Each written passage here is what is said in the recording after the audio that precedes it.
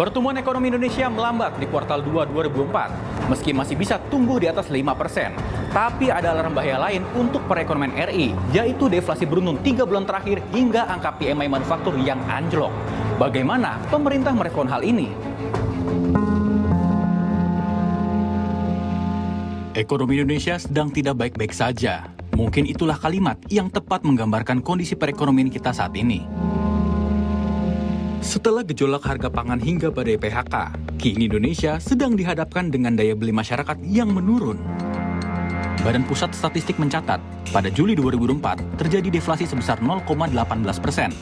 Ini adalah deflasi beruntun dalam 3 bulan terakhir. Alarm bahaya untuk ekonomi RI juga datang dari angka PMI manufaktur Indonesia yang anjlok pada Juli 2004 di angka 49,3. Terakhir kali PMI manufaktur ada di bawah level 50 yaitu pada Agustus 2021 saat masa pandemi. Turunnya permintaan dalam negeri dan ekspor jadi penyebabnya. Di sisi lain, Menko Perekonomian Erlangga Hartarto menyebut, meski terjadi deflasi dan sektor manufaktur mengalami penurunan, perekonomian Indonesia tetap menunjukkan kinerja yang baik. Jadi dalam penjelasan tadi, di tengah ketidakpastian global, fundamental ekonomi kita masih baik, dan di triwulan kedua kita tumbuh 5,05%. Memang ada yang turun, yaitu di sektor penjualan kendaraan bermotor. Nah, tentu ini menjadi tantangan tersendiri dan menjadi hal yang berbeda karena dari berbagai sektor konsumsi naik, tapi otomotif ada penurunan. Belanja rumah tangga masih jadi penyumbang terbesar pertumbuhan ekonomi Indonesia, sehingga pemerintah harus menjaga daya beli agar belanja masyarakat tetap jalan. Dunia usaha juga mesti diperhatikan agar tidak ada lagi pekerja yang kehilangan mata pencaharian karena PHK. Saya Marcel Pungki dan juru kamera Oku Kurniawan untuk Business Talk.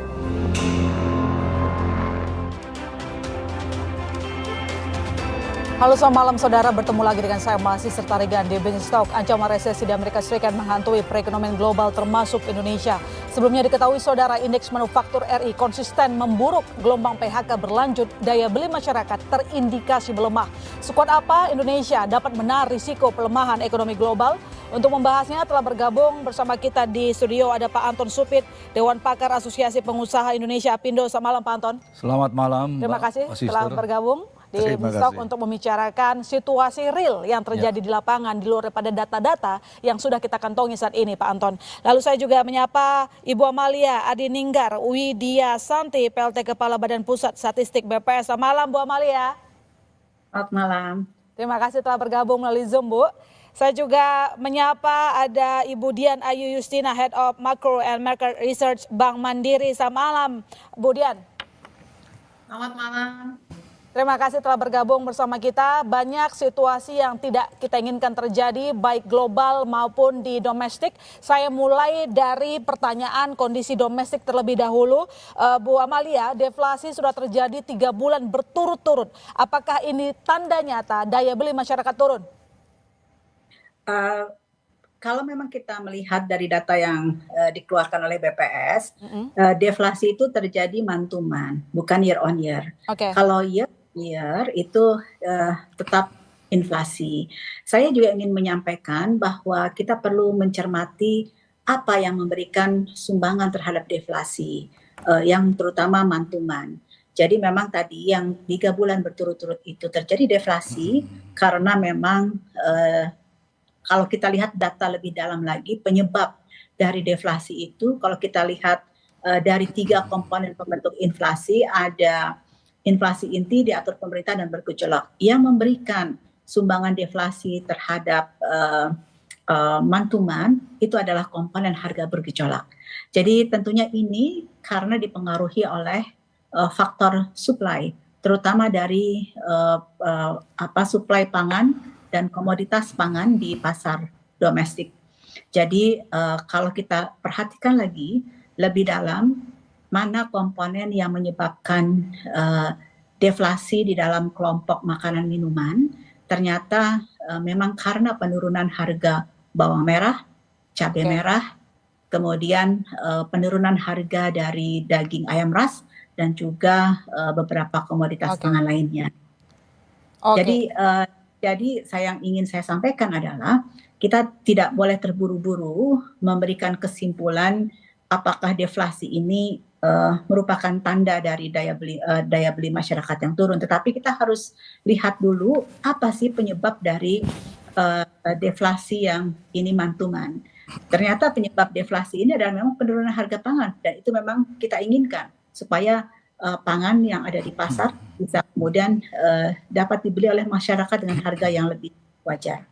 Oke, penurunan harga pangan yang mendorong terjadinya deflasi, tetapi begini Bu, kalau kita lihat dari Survei Sosial Ekonomi Nasional BPS diolah oleh Bank Mandiri, ini kalau kita lihat proporsi kelas menengah pada struktur penduduk Indonesia 2023 cuma 17,44%, ini artinya turun dibandingkan 2019 21,45%. Saya ke Bu Dian Ayu. Bu Dian, kalau dilihat dari ini, apakah Anda bisa mengaminkan pernyataan dari Bu Amalia atau mungkin Anda punya research bahwa terjadinya deflasi adalah karena daya beli yang turun, melihat bahwa jumlah kelas menengah itu terus turun?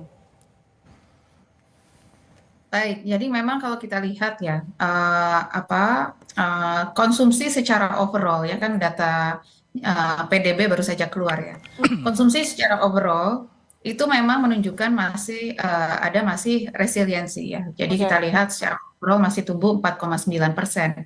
Tapi kalau kita lihat breakdown lebih dalam ya, beberapa indikator yang kita amati itu memang ada indikasi pelemahan daya beli terutama di kelas menengah bawah gitu ya. Jadi memang kalau kita lihat dari indeks consumer confidence misalnya, keyakinan konsumen yang dirilis oleh Bank Indonesia, itu kalau kita lihat lagi lebih detail lagi per kelas pendapatan ya, itu yang di bawah 1 juta itu confidence-nya cenderung menurun. Memang untuk confidence untuk beberapa yang di kelas atas itu masih cukup oke gitu ya. Dan juga dari indikator Mandiri Spending Index kami juga kelihatan bahwa proporsi indeks tabungan ya, yang kita amati indeks tabungan dari kelas bawah, pendapatan bawah itu juga cenderung mengalami penurunan. Jadi memang sudah ada indikasi ke arah situ. Dan kalau kita lihat dari surveinya Susenas, memang ini mungkin ada dampak dari pandemi juga ya. Kita memang melihat kan pemulihan ekonomi berjalan gradual. Nah, beberapa yang tadinya ada di kategori kelas menengah, yaitu mungkin ada shifting ke kelas pendapatan bawahnya ya, kelas aspiring middle class, dan juga kelas yang vulnerable ya, kalau kita lihat dari berdasarkan kategorinya. Itu yang kita amati sih so far ya. Apalagi kalau dilihat dari data yang sama, penurunan jumlah kelas menengah berbanding terbalik dengan kelompok rentan ya, yang justru terus bertambah. Perlu didalami lagi juga, memang kalau disampaikan tadi oleh Bu Amalia, jangan menyimpulkan tergesa-gesa, tetapi data yang lain juga tidak bisa kita tampilkan bahwa memang kelas menengah itu turun kelas. Maka sekarang saya bertanya ke sektor yang lebih luas, ada Pak Anton. Pak Anton, ini sering kita ributkan juga, sering kita diskusikan terkait dengan kondisi manufaktur. Parahnya lagi ini indeks manufaktur kita di bawah 50% pada Juli. Apa yang terjadi, Pak? Jadi saya kira kalau mau bicara jujur Mbak Sister ya, artinya kalau kita lihat kontribusi manufacturing yang di zaman Pak Harto dulu pernah capai 27 atau 28% terhadap GDP, sekarang tinggal 18%. Jadi kalau ada menteri yang mengatakan tidak ada deindustrialisasi, saya kira juga tidak benar. Kedua, ada kesenjangan data juga dalam umpamanya soal PHK. Tahun 2023 dia mencairkan BPJS dalam BPJS Ketenagakerjaan untuk jaminan hari tua, itu ada data 900.000 lebih orang yang mencairkan. Artinya PHK lebih dari itu. Sebab ada yang tidak mencairkan dan ada juga yang tidak ikut BPJS mungkin. Tapi data pemerintah mengatakan PHK hanya 10.000. Jadi ini lain kali kita juga bingung nih. Tapi faktanya Mbak My Sister, sejak 10 tahun yang lalu, kalau kita mau jujur, ini terjadi depresiasi rupiah. Sampai hari ini barangkali juga sudah mendekati 40%. Artinya apa? Artinya komponen yang kita gunakan dalam negeri yang membutuhkan barang impor itu ada kenaikan. Sehingga menekan harga naik, sedangkan daya beli turun dengan terjadi katakanlah deindustrialisasi dan lain-lain ya. Kedua, semestinya dengan depresiasi itu ekspor kita naik, ternyata juga tidak naik. Dan data yang akurat dari otomotif mengatakan 10 tahun ini mereka itu stagnan. Jadi penjualan dalam negeri tidak mengalami kenaikan. Mereka produksi naik karena ada ekspor. Artinya kalau kita bicara daya beli dalam negeri memang menurun. Dan kalau kita ikuti berita-berita di Kompas dan lain-lain, ya memang yang kena sekarang juga kelompok menengah ya, artinya kelas menengah, di mana sekarang sudah mulai makan tabungan. Mungkin Ibu Dian yang bisa menjelaskan sejauh mana ini tabungannya berkurang. Tapi fakta yang kita rasakan adalah bahwa daya beli menurun, cari pekerjaan juga susah, tapi herannya kok data BPS pengangguran turun. Ini juga yang saya lain kali bingung juga ya, karena kenyataan banyak terjadi PHK dan lain-lain di kita di pabrik, tapi mungkin tidak terrekord oleh pemerintah ya. Tapi faktanya sektor real itu memang betul-betul dalam keadaan sulit, daya beli turun, dan kalau kita tanya kepada teman-teman semua mengeluh. Memang tahun lalu dan mungkin 2 tahun lalu terjadi katakanlah windfall karena ada batu bara dan karena efek dari perang Ukraina ya. Tapi itu kan hanya insidentil, sekarang kan sudah menurun lagi. Dan yang paling parah memang yang manufacturing. Dan sangat katakanlah kalau saya ingin katakan, Lee Kuan Yew selagi dia masih Perdana Menteri tetap menegaskan bahwa peranan industri terhadap PDB Singapura itu harus 25%. Dan sekarang mungkin 24% ya. Memang bukan industri sepatu atau industri garment, tetapi sektor industri. Dan mereka juga punya sektor services yang kuat juga. Nah, kita semua ini tidak terekor dalam data yang bisa menunjang apa yang real yang terjadi. Oke, Pak, tadi kan Anda mengatakan bahwa data yang tercatat tidak sesuai dengan jumlah yang sebenarnya terjadi di lapangan, katakanlah jumlah PHK. Memangnya kalau dari data pengusaha, berapa banyak sih jumlah PHK yang terjadi sekarang? Ya, kita tentu tidak mencatat karena bukan tugas kita ya. Artinya ini ada tugas pemerintah. Tapi begini, fakta saja ya, kalau kita bicara daya beli sekarang. Catatan yang kami dapat dari BPJS Kesehatan, 31 Desember yang dibayar iuran BPJS Kesehatan oleh pemerintah pusat ada 96 juta orang lebih, dan pemerintah daerah ada 42 jutaan atau 138 juta. Sampai dengan 30 Juni, pemerintah pusat tetap membayar 96 jutaan orang dan daerah naik menjadi 44, artinya naik 2 juta, jadi 140 juta. Bayangkan 140 juta rakyat kita BPJS yang 42 ribu tidak mampu bayar, yang kategori kalau lihat kriteria ini kriteria miskin. Tapi kriteria yang kita pakai miskin di dalam statistik kita itu yang dasar 550 ribu sekian, atau mungkin Ibu Amalia bisa koreksi kalau salah ya. Artinya ini orang yang tidak punya kemampuan dan tidak punya daya beli. Nah, yang satu yang kita terlewat, kalau ini benar bahwa judi online itu menyedot 900 triliun rupiah, itu bayangkan betapa besar APBN kita saja 3.000 sekian triliun. Ini 1/4 itu habis oleh judi online. Artinya menyedot uang, dana masyarakat dan umumnya masyarakat kecil. Nah, ini yang saya kira supaya betul-betul harus menjadi lampu merah buat kita lah. Bahwa kalau ini tidak dibenahi. Jadi menurut pelaku usaha situasi ini sudah sangat genting, harus diperbaiki. Sangat serius, Mbak. Baik, nanti kita lanjutkan lagi Pak Anton, dan saya juga nanti akan meminta Bu Amalia menjawab pernyataan dari Pak Anton terkait dengan data-data ataupun cara hitung dari BPS. Saudara, permintaan turun PHK berlanjut. Sekuat apa industri dapat menahan tekanan? Kami segera kembali.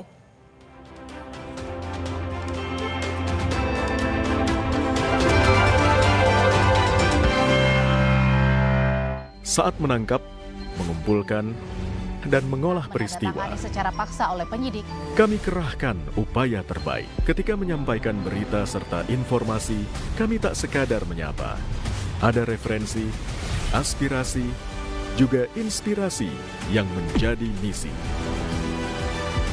Sapa Indonesia di Kompas TV. Independen, terpercaya. Menjunjung tinggi prinsip jurnalisme dalam setiap tayangan terbaiknya. Menghadirkan berita bernilai sebagai referensi. Gelar bicara yang tajam. Tidak, ini kan kebohongan, Dok. Mengupas fakta demi fakta dan mendorong pencarian solusi. Serta investigasi yang mengungkap kebenaran. Rosi, Satu Meja, The Forum, Sapa Indonesia Malam. Nilu, ikuti semuanya bersama Kompas TV. Hari ini, informasi bertebaran, menyebar sangat cepat dan begitu mudah diakses. tak menyangka kalau ulahnya menyebarkan video hoax melalui WhatsApp ini. Seorang pria atas unggahannya di media sosial. Namun hanya satu sumber independen yang bisa Anda percaya, menjunjung tinggi prinsip jurnalisme dalam setiap tayangan terbaiknya, menghadirkan berita bernilai sebagai referensi. Dan bersama 5 narasumber pilihan membicarakan Gelar bicara yang tajam. Ini kan kebohongan, Dok. Mengupas fakta demi fakta Yang menyuruh melakukan tindakan seperti itu. dan mendorong pencarian solusi serta investigasi yang mengungkap kebenaran. Rosi, Satu Meja, The Forum, Sapa Indonesia Malam, Nilu, dan pastikan diri Anda lebih berkualitas bersama Kompas TV, independen, terpercaya. Menjunjung tinggi prinsip jurnalisme dalam setiap tayangan terbaiknya, Kompas TV menghadirkan berita bernilai sebagai referensi. Ikuti semuanya dan pastikan diri Anda lebih berkualitas bersama Kompas TV. Saat menangkap, mengumpulkan, dan mengolah peristiwa, Menandatangani secara paksa oleh penyidik. kami kerahkan upaya terbaik. Ketika menyampaikan berita serta informasi, kami tak sekadar menyapa.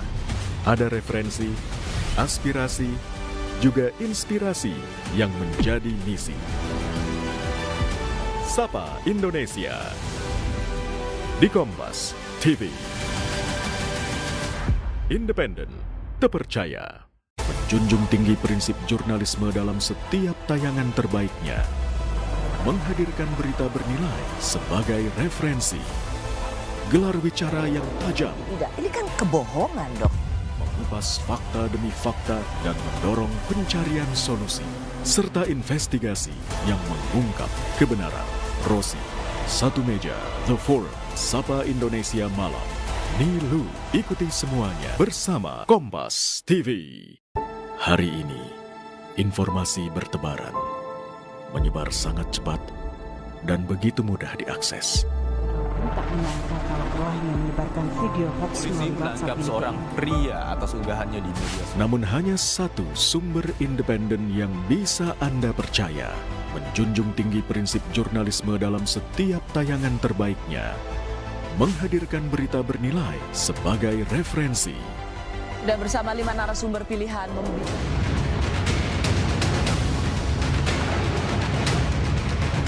Yang paling penting, waspadai resiko perlambatan ekonomi dunia, baik yang berkaitan dengan kebijakan suku bunga, juga yang berkaitan dengan memanasnya geopolitik, yang kemungkinan itu akan berimbas pada krisis pangan, harga minyak yang naik.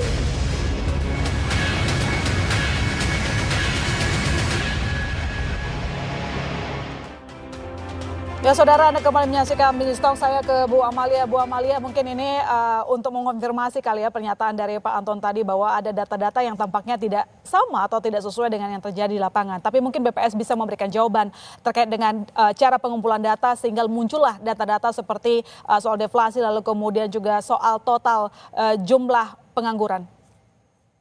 Ya, mungkin saya juga mau menambahkan penjelasan mengenai sektor manufaktur di Indonesia. Ya, silakan. Memang menurut catatan BPS, terutama dari data PDB yang kami baru rilis tanggal 5 Agustus kemarin, bahwa memang pertumbuhan dari industri manufaktur mengalami perlambatan. Ya. Jadi memang industri pengolahan atau industri manufaktur ini di kuartal kedua 2024 tumbuh hanya 3,95%. Ini yang kemudian menyebabkan share atau peranan industri manufaktur terhadap PDB-nya memang menurun. Tadi betul kata Pak Anton bahwa memang saat ini di kuartal kedua 2024 share industri manufaktur terhadap PDB-nya hanya 18,52%. Hal ini karena pertumbuhan industri manufaktur lebih lambat dari pertumbuhan ekonomi. Ini yang menyebabkan share dari sektor manufaktur terus menurun. Nah, untuk nanti kalau kita bisa meningkatkan share industri manufaktur terhadap PDB, tentunya ke depan kita harus bisa mendorong supaya pertumbuhan industri manufaktur itu lebih tinggi dari pertumbuhan ekonomi. Nah, sehingga dengan demikian dia nanti peranan atau share-nya terhadap PDB bisa terus meningkat. Nah, kemudian ini sebenarnya yang perlu menjadi catatan dan perhatian kita semua. Bagaimana kita bisa mendorong supaya industri manufaktur bisa tumbuh lebih cepat ke depan. Bagaimana pemerintah bersama-sama dengan para stakeholder dan pihak swasta bisa mempercepat industrialisasi di Indonesia. Saya setuju dengan Pak Anton bahwa memang untuk negara seperti Indonesia paling tidak kita butuh peranan industri manufaktur terhadap ekonomi kita minimal 25%. Bahkan kalau bisa 30% akan lebih baik. Nah, kemudian terkait dengan tingkat pengangguran, memang catatan kami untuk Februari 2024 kan kami kalau mencatat tingkat pengangguran dari survei yang kita namakan Sakernas. Nah, dari data Sakernas di Februari 2024, memang ada catatan bahwa dari orang bekerja 142,18 juta orang yang bekerja di Indonesia, itu terdiri dari 3 hal. Ini yang saya ingin sampaikan. Mungkin ini bisa menjadi informasi kita semua. Yang kita katakan atau kategorikan sebagai orang bekerja, itu terdiri dari 3 kelompok. 1, kelompok orang yang bekerja penuh. Kedua, orang yang bekerja paruh waktu, itu kita katakan sebagai orang bekerja. Dan yang ketiga adalah kelompok orang yang setengah pengangguran. Nah, jadi kalau kita katakan orang bekerja, itu di dalam definisi yang kita acu dari definisi internasional, 3 kategori itu. Baik. Nah, memang ada yang menjadi catatan. Tadi saya ingin hanya menjelaskan kepada Bapak Ibu semua bahwa pekerja informal mengalami peningkatan. Dan ini juga terlihat dari pekerja yang setengah pengangguran, ini terjadi peningkatan. Nah, tetapi artinya dia tidak menganggur, dia tetap bekerja. Baik. Di setengah pengangguran.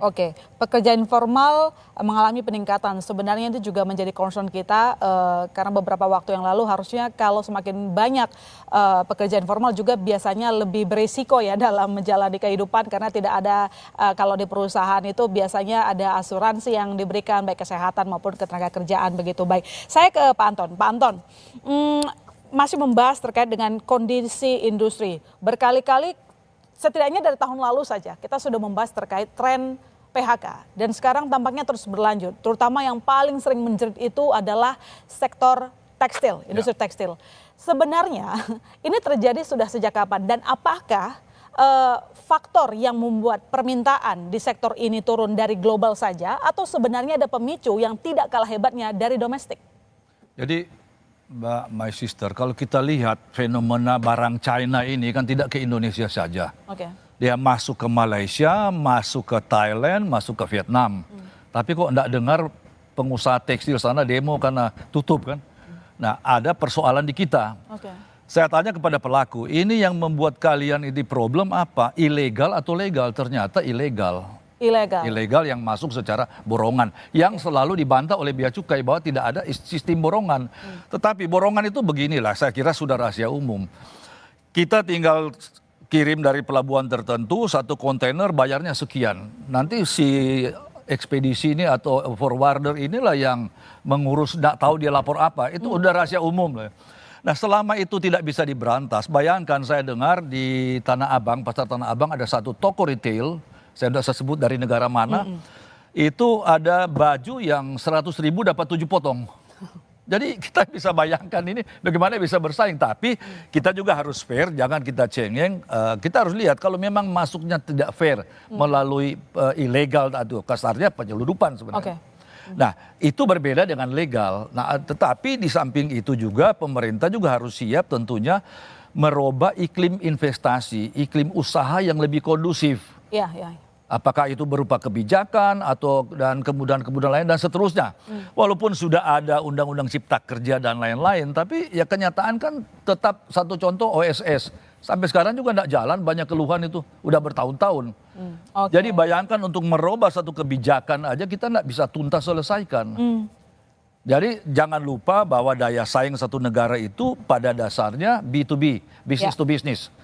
Tetapi yang akan menentukan adalah birokrasi. Jadi birokrasi kita harus bisa juga bersaing dengan birokrasi di negara kompetitor kita, ya, China, Thailand, Vietnam, Malaysia. Jadi kalau kita tidak membenahi diri, ya memang kita tenggelam. Apakah dengan kita gini?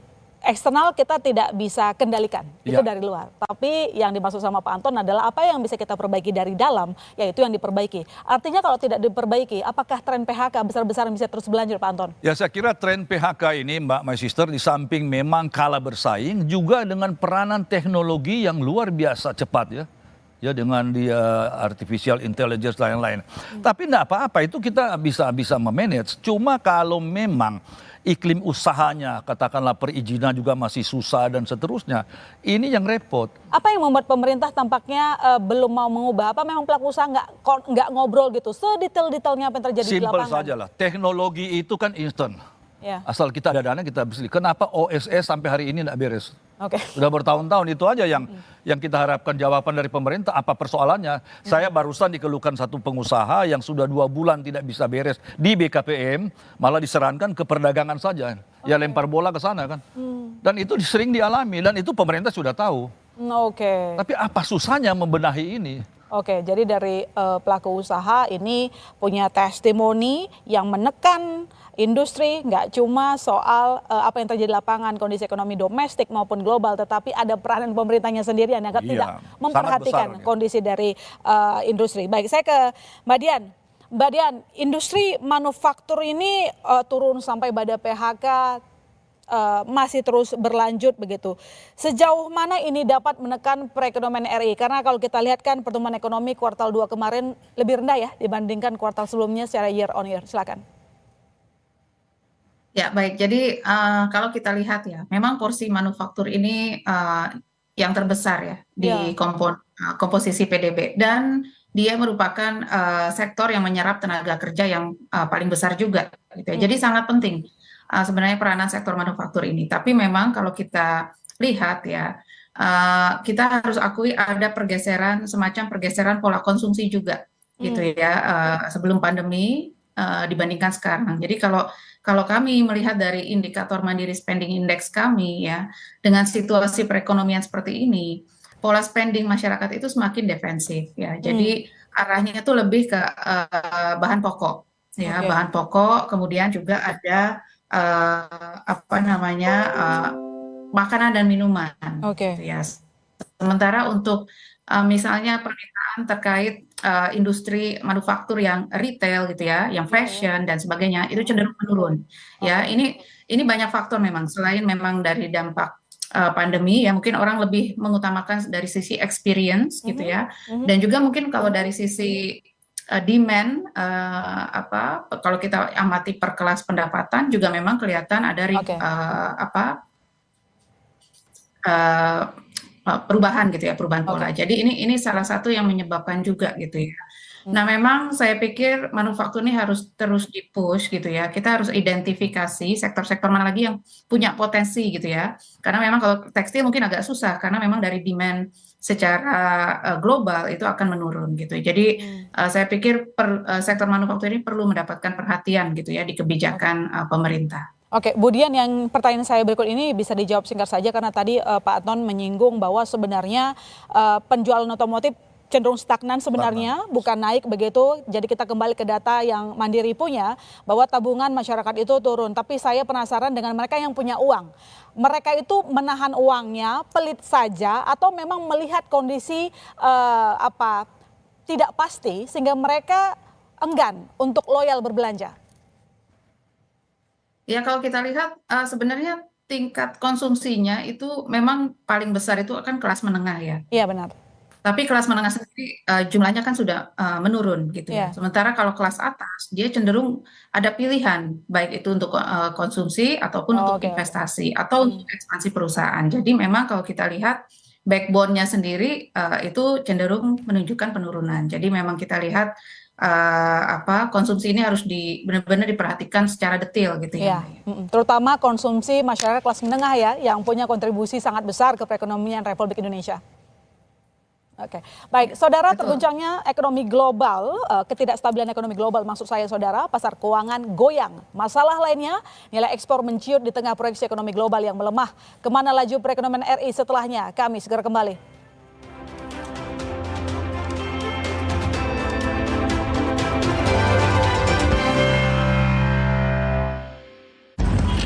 Hari ini, informasi bertebaran, menyebar sangat cepat, dan begitu mudah diakses. Tak menyangka kalau ulahnya menyebarkan video hoax Polisi menangkap seorang pria atas unggahannya di media sosial. Namun hanya satu sumber independen yang bisa Anda percaya, menjunjung tinggi prinsip jurnalisme dalam setiap tayangan terbaiknya, menghadirkan berita bernilai sebagai referensi. Dan bersama 5 narasumber pilihan membicarakan Gelar bicara yang tajam. Ini kan kebohongan, Dok. Mengupas fakta demi fakta Menyuruh melakukan tindakan seperti itu. dan mendorong pencarian solusi serta investigasi yang mengungkap kebenaran. Rosi, Satu Meja, The Forum, Sapa Indonesia Malam, Nilu, dan pastikan diri Anda lebih berkualitas bersama Kompas TV, independen, terpercaya. Menjunjung tinggi prinsip jurnalisme dalam setiap tayangan terbaiknya, Kompas TV menghadirkan berita bernilai sebagai referensi. Ikuti semuanya dan pastikan diri Anda lebih berkualitas bersama Kompas TV. Saat menangkap, mengumpulkan, dan mengolah peristiwa, secara paksa oleh penyidik. kami kerahkan upaya terbaik. Ketika menyampaikan berita serta informasi, kami tak sekadar menyapa. Ada referensi, aspirasi, juga inspirasi yang menjadi misi. Sapa Indonesia di Kompas TV. Independen, terpercaya. Menjunjung tinggi prinsip jurnalisme dalam setiap tayangan terbaiknya. Menghadirkan berita bernilai sebagai referensi. Gelar bicara yang tajam. Tidak, ini kan kebohongan, Dok. Mengupas fakta demi fakta dan mendorong pencarian solusi serta investigasi yang mengungkap kebenaran. Rosi, Satu Meja, The Forum, Sapa Indonesia Malam, Nilu. Ikuti semuanya bersama Kompas TV. Hari ini, informasi bertebaran, menyebar sangat cepat, dan begitu mudah diakses. Tak menyangka kalau ulahnya menyebarkan video hoax Polisi menangkap seorang pria atas unggahannya di media sosial. Namun hanya satu sumber independen yang bisa Anda percaya, menjunjung tinggi prinsip jurnalisme dalam setiap tayangan terbaiknya, menghadirkan berita bernilai sebagai referensi. Dan bersama 5 narasumber pilihan membicarakan Gelar bicara yang tajam. Ini kan kebohongan. Anda kembali menyaksikan Business Talk dan di segmen ini telah bergabung bersama kita Titis Nurdiana, wartawan Senior Kontan. Selamat malam Mbak Titis. Selamat malam Mbak Ilona, selamat malam Pak Anton. Selamat malam Mbak. Selamat malam Bu Budian dan Bu Amalia. Mbak Titis. Ya. Cukup komprehensif ya pembahasan kita malam hari ini dan semua memberikan data-data yang saya rasa pasti membuka pemikiran masyarakat yang bahkan mungkin agak belajar gitu. Kenapa kita harus belajar soal manufaktur misalnya? Ternyata tadi sudah dijabarkan juga oleh Pak Anton, Bu Amalia dan juga Budian. Dan saudara, terkait dengan kondisi ekonomi yang tidak baik-baik saja memang jadi pusat perhatian pemerintah. Saya bacakan pernyataan dari Erlangga, Kemenko Perekonomian, saudara, yang mengatakan bahwa terkait US tentu kita monitor, tentu kita berharap di kuartal 4 bisa turun. Kita lihat suku bunga dengan inflasi gapnya agak tinggi. Kita harus jaga agar tidak terjadi capital flight karena perbedaan antara Indonesia dengan negara lain. Global jadi salah satu hal yang saat ini utama diperhatikan oleh pemerintah karena memang sekarang kalau kita lihat juga ya Mbak Titis, Pak Anton, Bu Amalia dan Bu Ayu, proyeksi melemahnya perekonomian global jadi perhatian kita sekarang dan buktinya Indonesia rupiahnya tertekan beberapa waktu belakangan dan kita yang masih punya ongkos impor gede banget, nah itu berpengaruh terhadap ketersediaan tenaga kerja juga ataupun momentum PHK. Saya ke Budian Ayu. Budian, kalau kita lihat kan kekhawatiran resesi di ekonomi Amerika Serikat, kemudian karena lemahnya data ketenaga kerjaan mereka membuat pelaku pasar panik, kemudian pasar keuangan di kawasan juga memerah termasuk IHSG kemarin, dan tadi sih sempat menghijau kembali.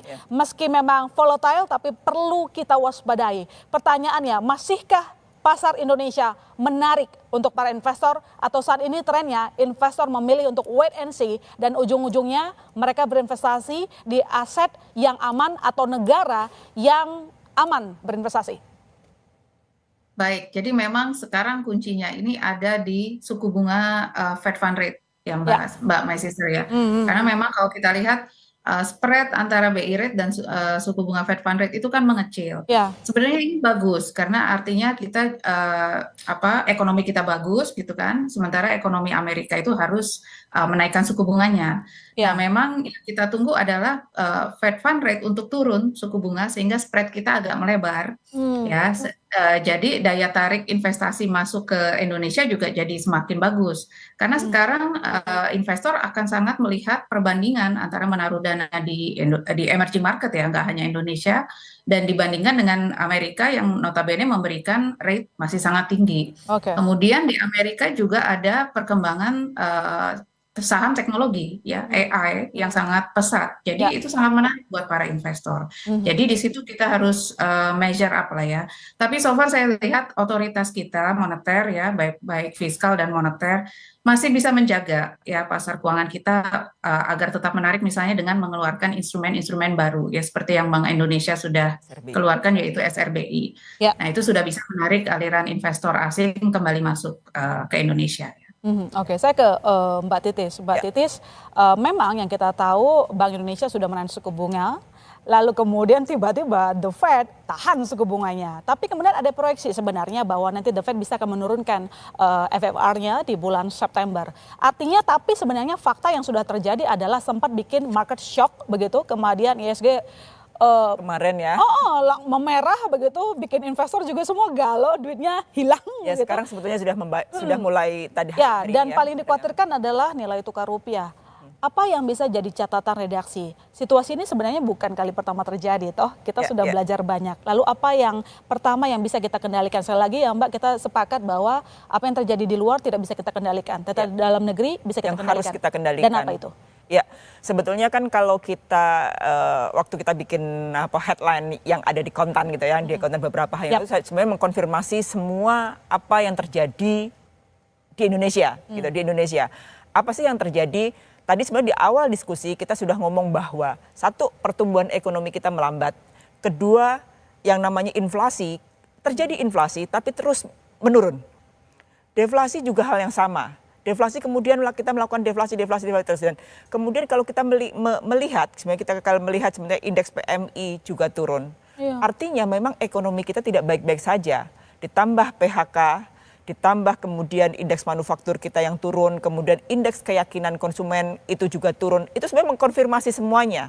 Mengkonfirmasi semuanya. Nah, apa yang harus dilakukan pemerintah ketika kita harus menghandle kondisi seperti sekarang? Sebetulnya pekerjaannya itu banyak sekali. Salah satu kalau kita mau ngomongin PMI, jelas kita harus menarik investasi. Faktanya sebetulnya kalau kita melihat dari 700 emiten yang sudah mengeluarkan laporan keuangannya kuartal kedua tahun 2024 ini, sebetulnya mengalami penurunan juga. Ini mengkonfirmasi bahwa ekonomi kita tidak baik-baik saja, mengalami penurunan pendapatan. Artinya itu jadi apa yang data-data baik itu BPS maupun Mandiri Spending Index maupun data-data yang dilakukan riset yang dilakukan Bank Mandiri terkonfirmasi ketika kinerja dari emiten 700 dari 1.400 sekian itu 700 separuhnya itu kondisinya juga mengalami penurunan pendapatan. Kalau kita lihat lagi lebih dalam, realisasi capex-nya mereka juga rendah selama 7 kali kuartal gitu. Artinya apa? Ini ada problem yang sangat serius di industri kita, di perusahaan-perusahaan kita yang memang di perusahaan-perusahaan yang ada di Indonesia yang mengkonfirmasi bahwa kita itu tidak baik-baik saja. Apa yang akan harus dilakukan? Investasi harus terus dilakukan. Masalahnya investasi yang dilakukan di kita itu harusnya yang menyerap banyak tenaga kerja supaya problemnya kita terhadap banyaknya pengangguran, spending indeksnya kita itu yang masih kecil bisa terjawab. Ya.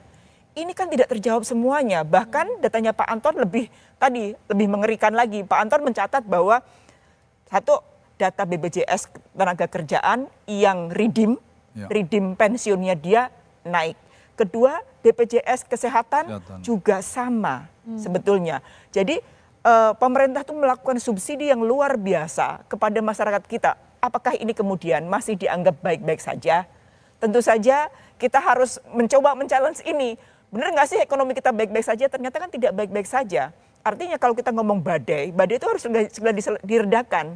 Diredakan harus butuh sesuatu yang memang usaha yang sangat luar biasa untuk membalikkan ekonomi.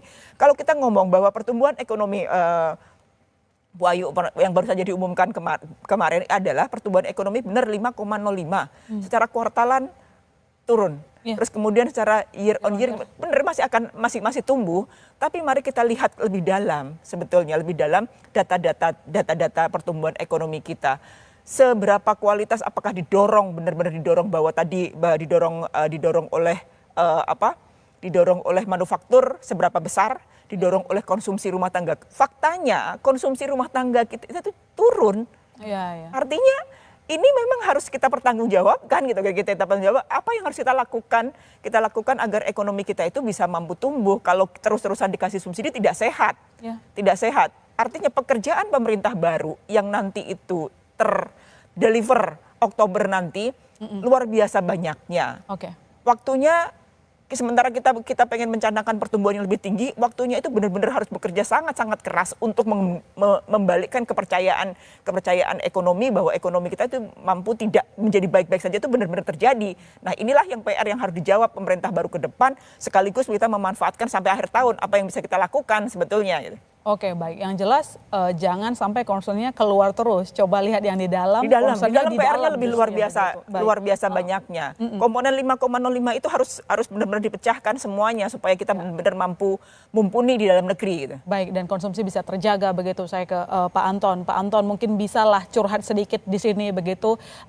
Depresiasi rupiah ini kan juga salah satu yang menekan industri manufaktur. Reasonnya kenapa terjadi PHK. Sebenarnya sejak kapan masalah ekonomi global ini sudah dirasakan oleh industri manufaktur, lalu kemudian ongkos semakin mahal ketika depresiasi rupiah terhadap dolar Amerika Serikat menaikkan jumlah ongkos produksi.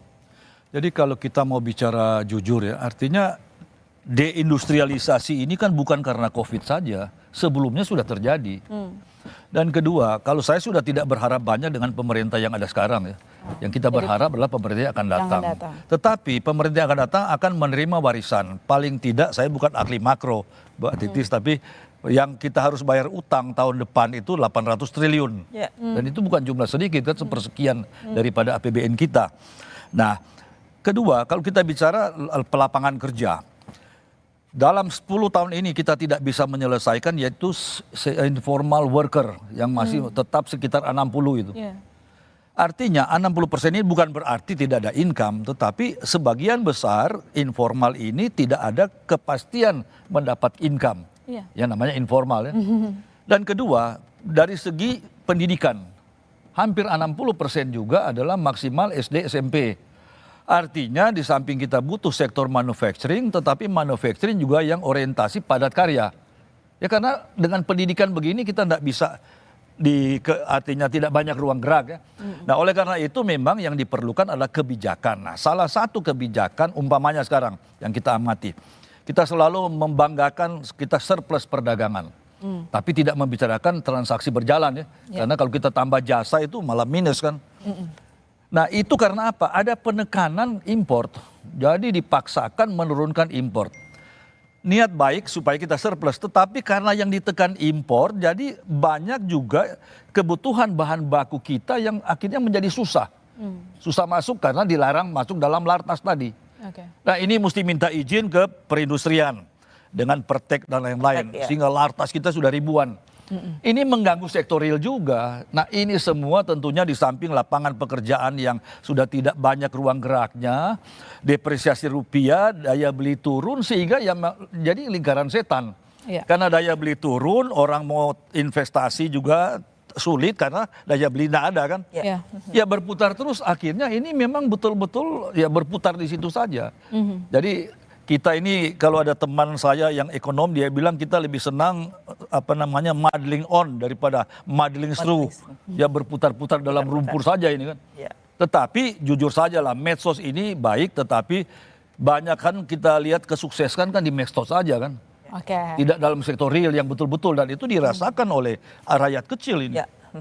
Oke, baik. Saya ke Bu Amalia. Bu Amalia, tadi kami sudah bicara banyak soal domestik, kita ke data yang juga menjadi salah satu menekan industri manufaktur terkait dengan data ekspor yang kalau kita lihat Januari sampai Juni ini turun jika dibandingkan periode yang sama tahun lalu. Apakah ini memang mengindikasikan negara mitra dagang utama kita laju ekonominya memang tengah melemah atau apa?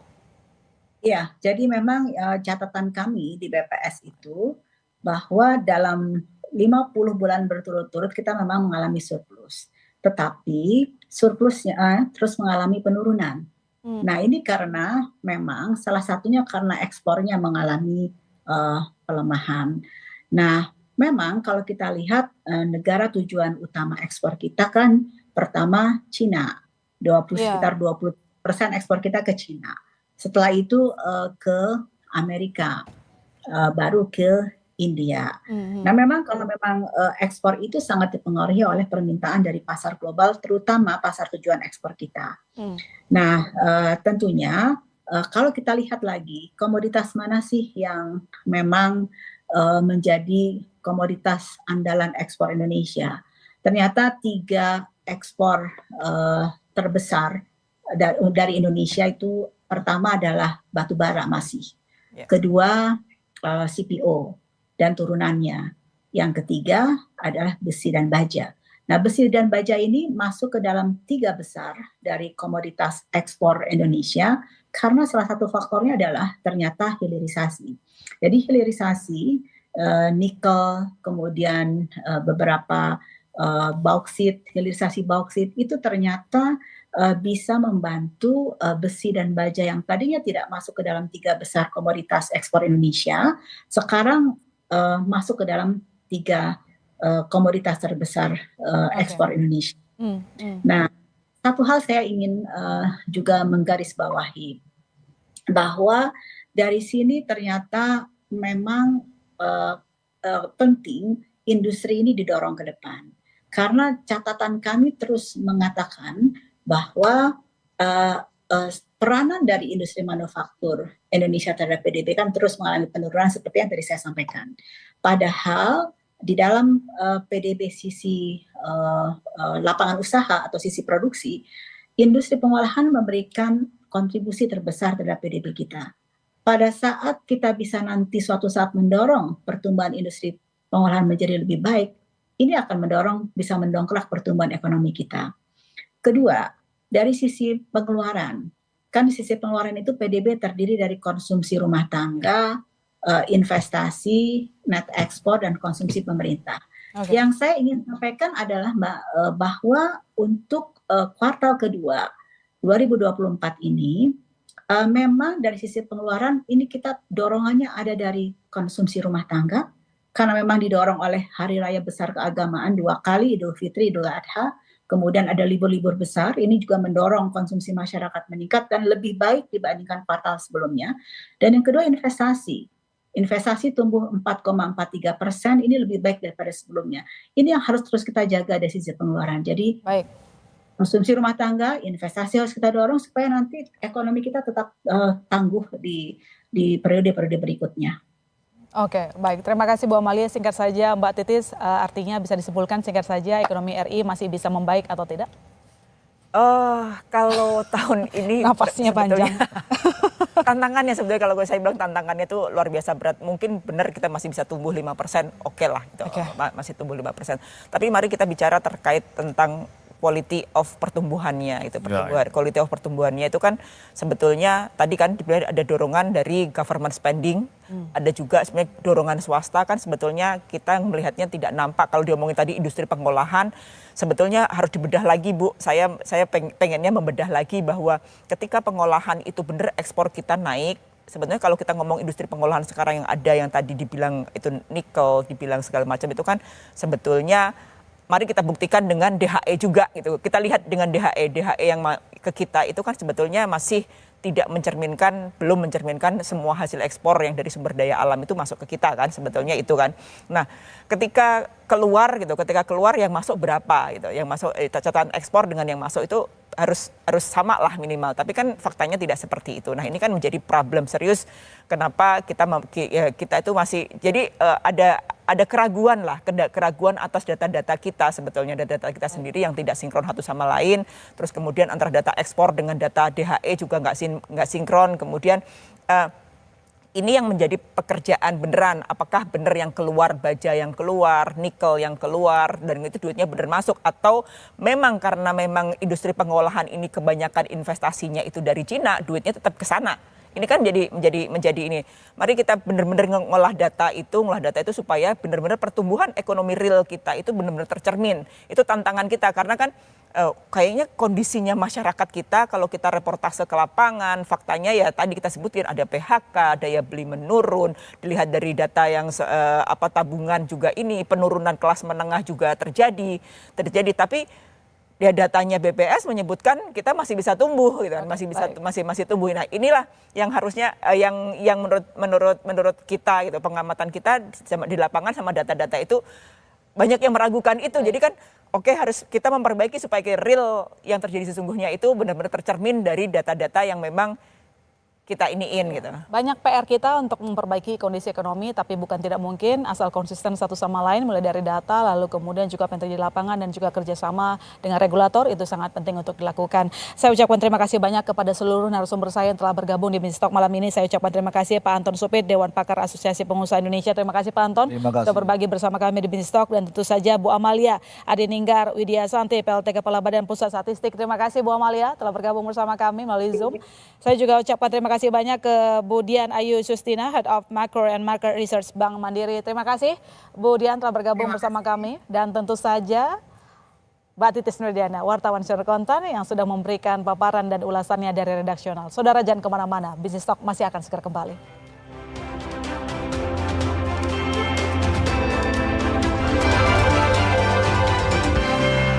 Hari ini, informasi bertebaran, menyebar sangat cepat dan begitu mudah diakses. Tak menyangka kalau ulahnya menyebarkan video hoax melalui WhatsApp seorang pria atas unggahannya di media sosial. Namun hanya satu sumber independen yang bisa Anda percaya, menjunjung tinggi prinsip jurnalisme dalam setiap tayangan terbaiknya, menghadirkan berita bernilai sebagai referensi. Dan bersama 5 narasumber pilihan membicarakan gelar bicara yang tajam. Ini kan kebohongan, Dok. Mengupas fakta demi fakta, menyuruh melakukan tindakan seperti itu, dan mendorong pencarian solusi serta investigasi yang mengungkap kebenaran. Rosi, Satu Meja, The Forum, Sapa Indonesia Malam, Nilu, dan pastikan diri Anda lebih berkualitas bersama Kompas TV, independen, terpercaya. Menjunjung tinggi prinsip jurnalisme dalam setiap tayangan terbaiknya, Kompas TV menghadirkan berita bernilai sebagai referensi. Ikuti semuanya dan pastikan diri Anda lebih berkualitas bersama Kompas TV. Saat menangkap, mengumpulkan, dan mengolah peristiwa secara paksa oleh penyidik, kami kerahkan upaya terbaik. Ketika menyampaikan berita serta informasi, kami tak sekadar menyapa.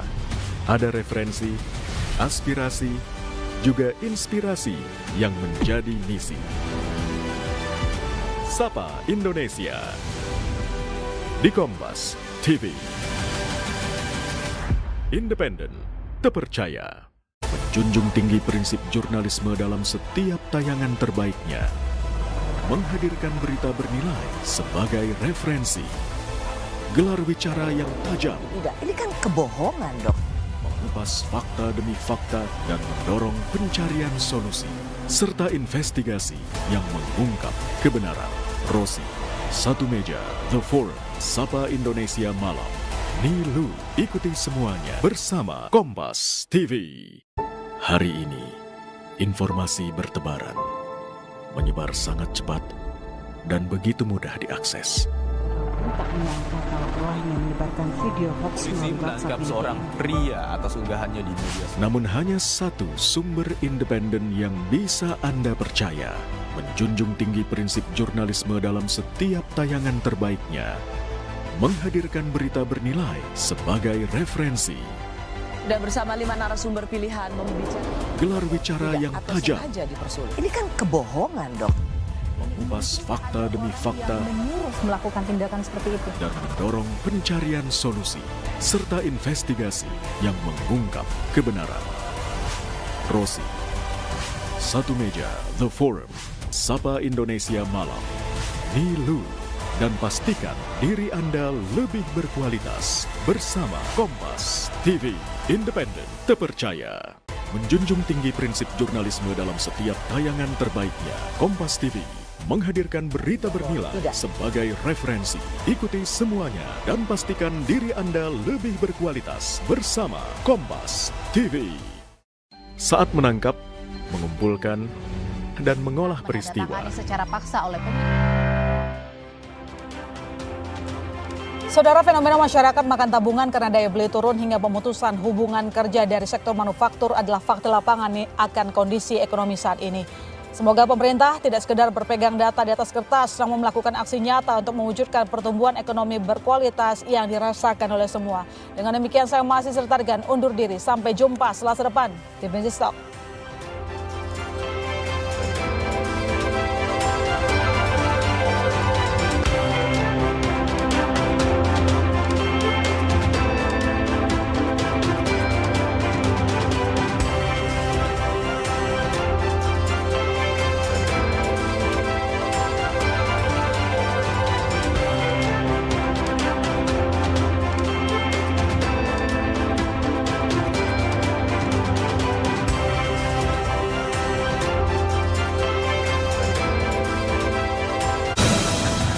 Ikuti update.